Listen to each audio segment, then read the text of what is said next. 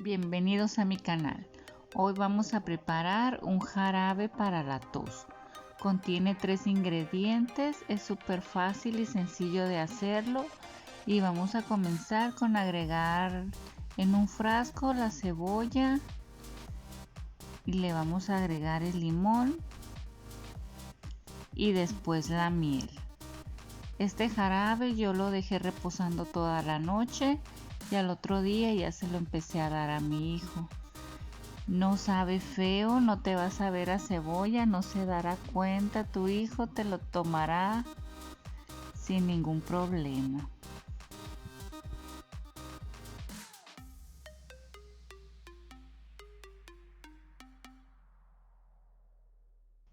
Mezclamos hasta que quede bien integrado. Y lo dejamos reposar por toda la noche. Espero te sirva esta información, suscríbete a mi canal y nos vemos en el próximo video. Bendiciones.